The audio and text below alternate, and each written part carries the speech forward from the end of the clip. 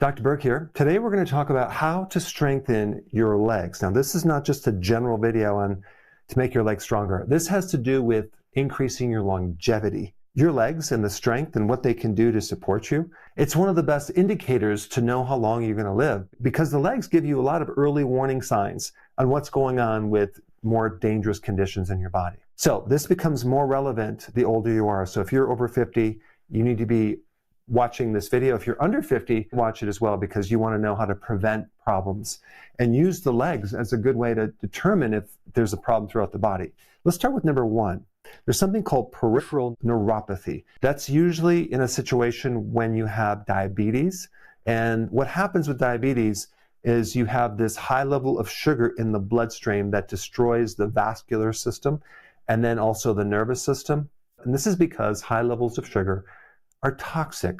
Now, the reason why people with diabetes start to get numbness or pain or tingling or burning in the bottom of their feet first, sometimes in their fingertips, is because of this. You have this super long nerve, and the further that nerve is away from the heart, the more it's going to show up as a problem because it's getting a little less oxygen, blood flow, and nutrition compared to tissues that are closer to the heart. When you have this peripheral neuropathy, which is on the bottom of your feet, you have to realize what's going on. This is a blood sugar problem. Probably you have either prediabetes or diabetes. And normally the body has a very tight control over blood sugar. Like normal sugar in all of your blood should only be 1 teaspoon of sugar. And if you include all the starches, you're talking between 50 to 100 teaspoons of sugar, including the hidden sugar as well, that are going through your body. And so if normal blood sugar is 1 teaspoon, you can imagine what all that sugar is doing to the arteries and what your body's doing to remove that sugar. It's removing it like crazy with a vacuum cleaner called insulin. And so normal sugar is 1 teaspoon, but diabetes is only 2 teaspoons of sugar. And so what does all that mean? It means that the body doesn't like sugar in the blood, so it's going to remove it. But when you have 2 teaspoons of sugar, you have a problem with insulin. Either there's so much resistance with insulin, it can't really work anymore, or the pancreas is so exhausted, it's tired, it can't put out as much insulin. You no longer have the vacuum cleaner to suck it out, so the blood sugar goes high. And that is where you get all the artery problems, okay, that I'm going to be talking about. Especially it's going to show up in the bottom of your foot. So too much sugar is like really deadly for your circulation as well as the nerves. All right, let's go to number 2, ankle and foot edema. You know, when I'm traveling somewhere or I'm visiting somewhere, I always see someone wearing sandals or even shoes with the bottom of their foot just being like completely swollen, and I can see the bottom of their legs completely puffy, and I want to walk up to them, but I don't. Those people have some serious edema going on. If you were to press into the ankle, it would leave an indentation and it would be stuck there. That's called pitting edema. And that's not a little thing. That's a big problem. Or they'll take their socks off and they'll leave this serious indentation around the lower legs. Now, what's really bizarre is I had a version of this. I had pitting edema in the earlier part of my life, which is just wild to think that I had that. But this is an indication that the circulation is so bad that it's affected the kidney or the liver or the heart. And we're getting less oxygen to the bottom of the feet because we're not able to circulate this blood. It's just pooling there.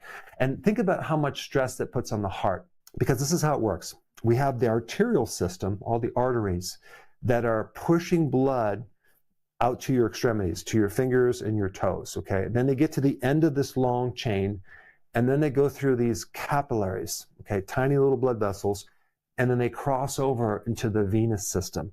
And then the venous system is the return back up to the heart, but it goes through the lungs, gets reoxygenated, and then the cycle happens again. If at the end of this chain, the bottom of your foot, we have pooling of blood or fluid, that's a backup of the system. That's a situation where the heart is working extra hard to push through that inertia.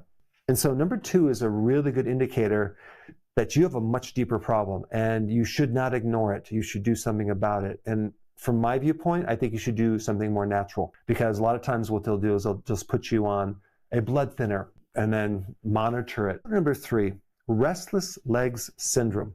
What is that?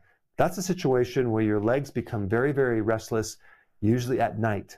I had this condition. It was driving me crazy. I would get up at 4 o'clock in the morning and just have to pound my legs because they had so much energy in them. I could not relax. I couldn't sleep.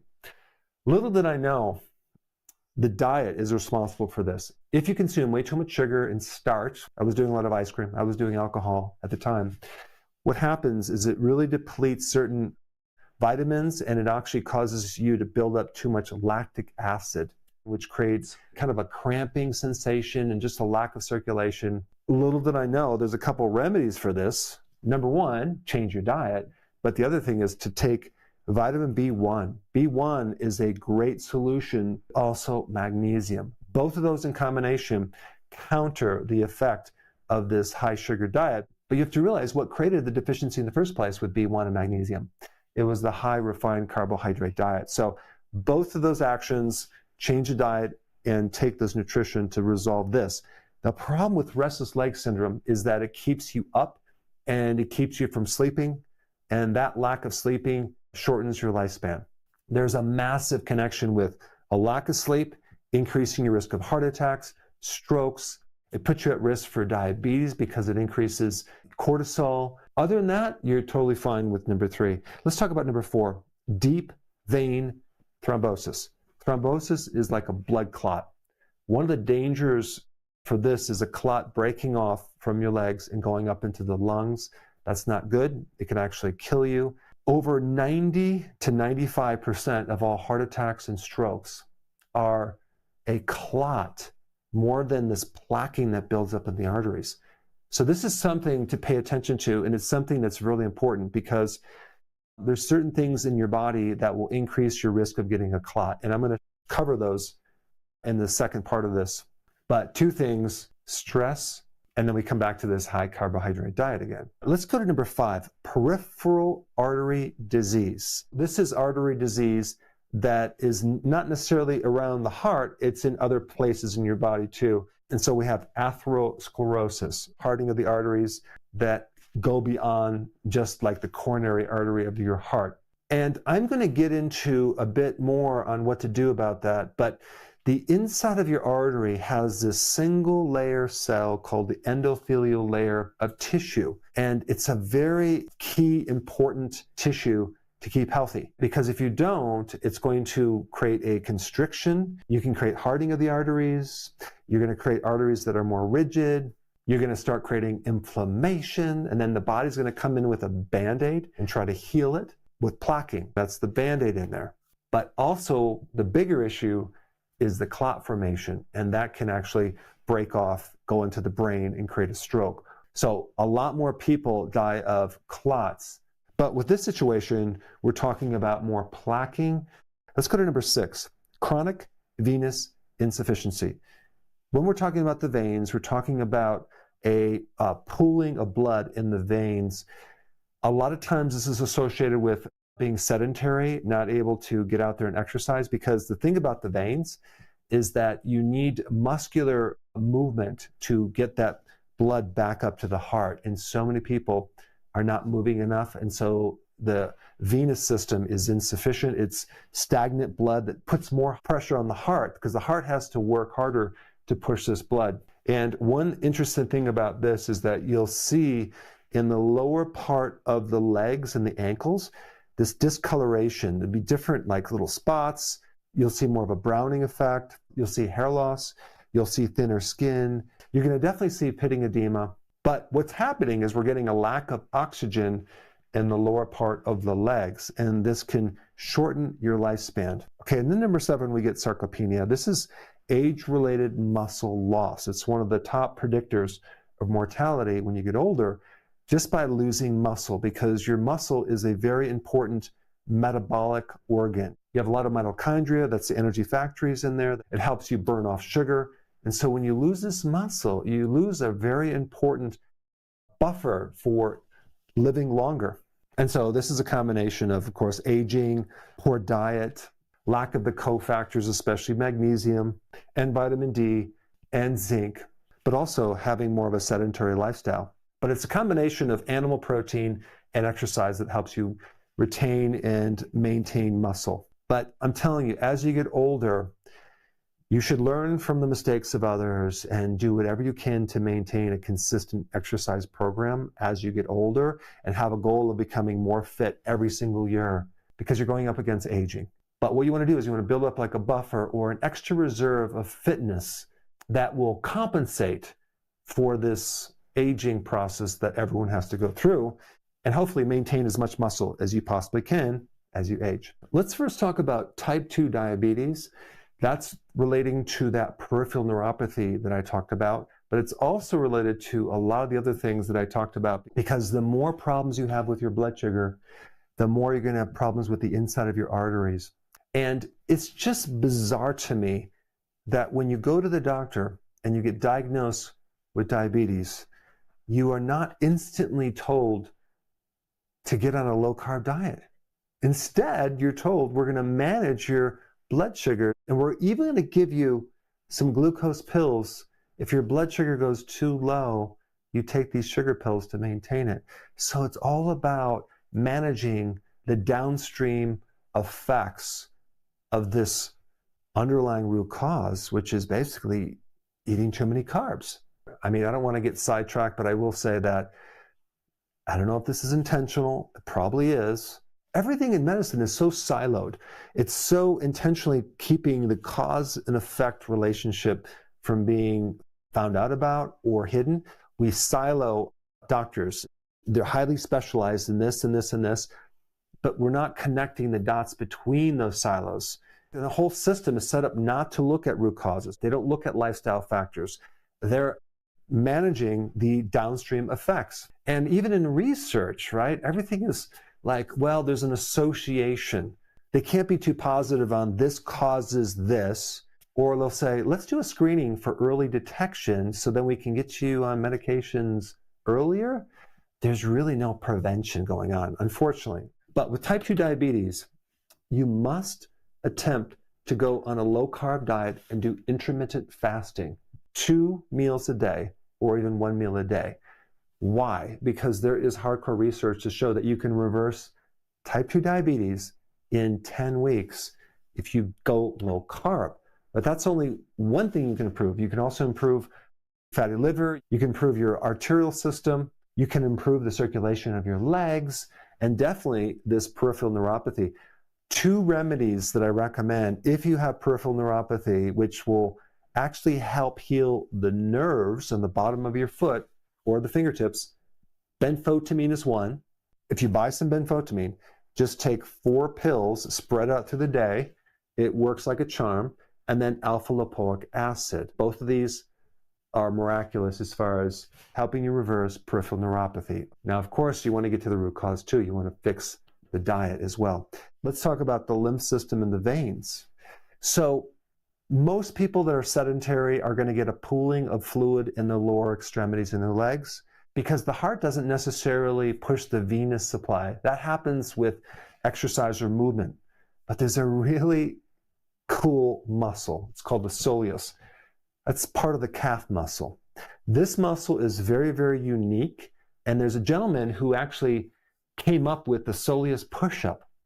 This is something that anyone can do, especially if they're sedentary or they do a lot of sitting at the computer. You could literally do a soleus push-up and create dramatic effects on your blood sugar and also on your circulation, because you can actually push the blood back up to the heart and take the stress off the heart. So it's like a second heart in your calf. What's unique about this muscle, the soleus, is it doesn't get tired. It has incredible endurance. It's very efficient. And I highly recommend you do it when you're sitting. I'm going to show you a video right now more on the person who actually developed this so you can understand how to do it. I want you to picture your ankle joint. Sometimes this is where it's good to have a friend who might put their hand both on the top of the foot and on the front of the ankle, right where the ankle is straightening up. So if you picture the foot and the ankle coming together, what you're really doing is you're just straightening that joint. You're straightening it out. And so that's the motion that you should think about, okay? That'll help you avoid a lot of mistakes that we'll talk about later that I see some doctors putting videos up for their patients or doing incorrectly. All right. And so the next point is that as you do that, picture that you're lightly pressing against the ball of the foot, which is where the toes insert into the foot, that MTP joint. Just press lightly as you're straightening up that ankle. That's a good thing. You don't want to press too hard, otherwise you'll start to use your upper leg muscles. We want all of these muscles in the thigh completely relaxed. Then the next point is that you want to do a smooth dynamic motion. The rate can vary quite a bit. But what we really want to think about is move it such that you're going in a fluid motion like I'm doing here with my leg. It's just going up and down, up and down. Very smooth, fluid motion, okay? Don't jerk it, okay? You don't need to jerk and pause. Again, there's some points that we'll talk about later. One last thing I want to mention about the muscles. Your muscles in a rest position only consume 15% of the energy. Your brain consumes 20% of the energy in a resting state. And so if you're more sedentary and you're eating a good amount of calories and you're thinking, oh, my muscles are going to burn these off, it's only going to just tap into a small percentage of that energy. Well, 15%. This is why it's so important to exercise on a regular, consistent basis. Let's talk about sarcopenia for a second. This is a condition as you get older where the muscles start getting smaller and smaller and smaller and you get weaker and weaker. There's an interesting test. It's called a sitting rising test. And I'm going to show you a video on this in a second, but this is a test that's linked into longevity. And after you watch the video, I'm going to see if you can do this.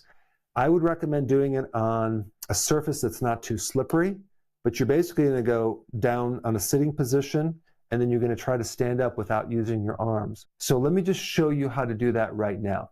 However, is there value to being more graceful on getting up off of the floor? Absolutely. It's an indicator of having good, just strength in general, but especially your core and hip strength. So here's what they recommend, and I'll just kind of show you is a starting point to get up off the floor without using your hands or coming up to your knees, crisscross the legs, and can you just sit down first? How far can you sit down?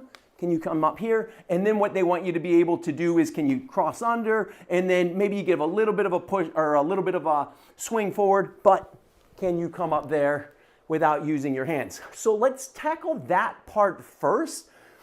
If that's a complete chore for you, probably just practice just squats. How far can you take your squat down? Can you go into what they call an Asian squat, sit down real deep in through here? Maybe keep your hands and your knees connected. I like to push my hips back. This is a good, it looks weird, it looks kind of wild and crazy, but that's something nice to help with that hip mobility, but just doing squats here. Maybe you find boxes, maybe a little yoga block, maybe you find a book. Can you just practice sitting on something just a little bit elevated? Keep your chest up and then come up there. So these are ways that you can practice just that basic squat position. And you saw that I did what they call the pistol squat or the single leg squat. You just get a chair and just practice how far down can I go? And then come up if you want to do that single leg version of it right there. Next, I've got what are called hip switches. These help with some finesse, some agility, and some mobility in the hips. First, option one, just lean back. You want to get in through here, back and forth. They kind of look like a little windshield wiper movement in here. To get this, just think, kind of have your knees bent, and then just fall one way. Let both knees go this way here, and then let both knees go this way here. So you can use your hands for support behind you. You can try to excel past or progress past without using your hands. And then finally, maybe you can try to keep a little bit more upright. So don't bend through here, keep more upright. And then do it here. And then here, for anybody who, you know what, I don't necessarily need to be able to get up without using my hands, but maybe I could get to a knee and then come up. What you can do is keep that momentum going. We're here, and then come up here. Now, if you haven't already tried this test, put it on pause and go ahead and try it right now. And then comment down below if you're able to do it or not. Let's talk about edema for a second. I talked about that being a kidney problem, a liver problem, or a heart problem. You basically have a situation where the blood is pooling in the lower part of your body, and you desperately need to push that back up with the soleus push-up as well as walking and exercising. But don't forget potassium. Potassium has a fantastic way of offsetting sodium and pushing fluid out. It's a natural diuretic, and we need like 4,700 milligrams of potassium every single day. Rarely does anyone get that much. It's a myth that potassium is bad for the kidneys. What is true is if you have late-stage kidney disease, you should get with your doctor before you start taking any magnesium. But if you don't have advanced kidney disease, taking more potassium or even normal amounts of potassium in electrolyte powder can actually push out a good amount of this fluid, but also go on low carb, do intermittent fasting, because carbohydrates are one big cause of this as well. So many people that go on a low carb ketogenic diet, what they'll notice within 2 days is they will drop 7 to 11 pounds. A lot of that's water weight, and that's the extra fluid that's on their body. That will go away. This is this is nitric oxide, okay? Nitric oxide is a compound that helps support the inside of the arteries, that endothelial layer. It helps to relax and vasodilate the arteries. And the question is, how do we increase it? Exercise. The sun, infrared, UV, increase nitric oxide. Nasal breathing, breathe through your nose, especially when you're sleeping, can increase nitric oxide. More vitamin D will help increase nitric oxide. It's probably one of the most potent things that you can do. If we're talking about food, the top food that will increase nitrates that will turn into nitric oxide is arugula. That's the type of salad that I consume, and also beets. I take an organic beet juice powder, and I actually put it in cacao, okay, raw chocolate powder, and I mix it in some raw milk a little bit about 2 hours after I drink coffee in the morning, because that cacao has polyphenols, okay, right here, that greatly increase nitric oxide, and I just combine it with the beets. It's a real interesting flavor. I like it, and if you put it in water, it's a little bit more nasty, and in raw milk, it seems to work out great. And I also put it in the blender to blend it up really nicely. But that's a super way to increase nitric oxide. Also, magnesium increases nitric oxide. The things that decrease nitric oxide: smoking, pollution, stress, being too sedentary, alcohol, refined carbs and sugar, PPIs, that's an antacid, and also mouthwash. All right, next thing, I already talked about this several times: regular, consistent exercise. Let's say, for example, you're a procrastinator, or let's say you don't have time to exercise. Micro exercises, very short exercise throughout the day, even if it's like 1 to 2 minutes, can actually be equivalent to a longer period of exercise. So just do as much as you can. If you have a choice between an elevator and walking the stairs, run up the stairs. If you're on the computer a lot, take frequent breaks and go do some type of short exercise. It's accumulative, but I want you to really start increasing the amount of motion you put in your body. And of course, pair that with a good amount of sleep, because we want to recover from the exercise. Now, if you are over the age of 50, I briefly mentioned sarcopenia. I have a much more thorough video on this. I think it would be very beneficial for you to watch. I put it up right here. Check it out right now.